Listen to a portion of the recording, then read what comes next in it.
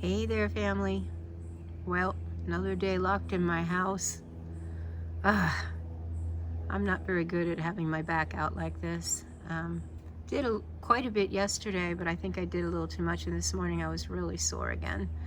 But I did manage to get out in the backyard and take a little walk, and I somehow climbed into our pool. It's not very deep, but I sunk down in the cold water. It really helped. It made my back feel really good, the cold water.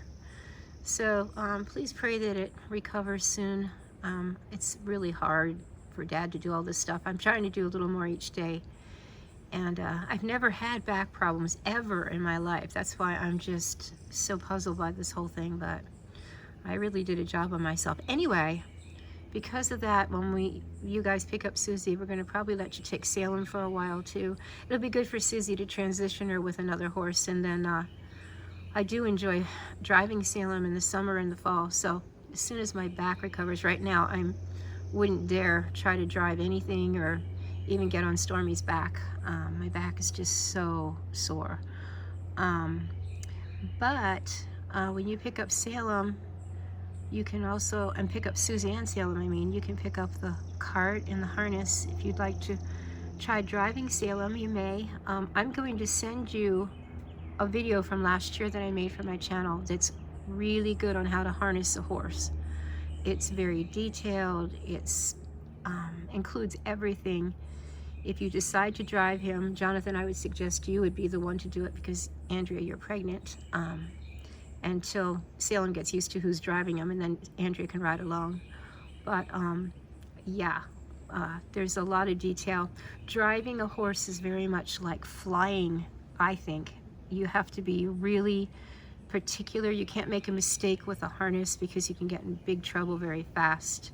Because on a horse, you know, if a horse takes off or does something crazy, you can always bail off. You can jump off the horse and it'll just keep going. But with a cart, you can't really very well do that, because then the horse is running around with a cart chasing him, and it could be very dangerous for the horse. And even if the horse gets on the road, it could cause a car accident. So you have to be really careful. But boy, you guys could have some real fun with Salem. If Jonathan, you get Salem used to you and you get used to driving him a little bit in the back, you could even taking a walk up and down your driveway. Your driveway is so pretty. I mean, it's like taking a little drive in Redden Forest. It's nicer. So you could have a lot of fun. I think Jonathan and Andrea, if you are actually the ones driving, you'll see how much fun it is. It's not as much fun when you're riding in the cart as when you're actually driving in the cart. And in fact, at this point, I think I like driving as much as I like riding. I like both in different ways, but yeah, Salem gets used to you. Eventually you could borrow the trailer and trailer him over to Redden Forest, and Jonathan and Andrea or one of the kids, you could take some nice drives over at Redden Forest and have a picnic. I think you could have a lot of fun. So, but I will bring this to a close. Hopefully the storms will miss us tonight. I am a little concerned.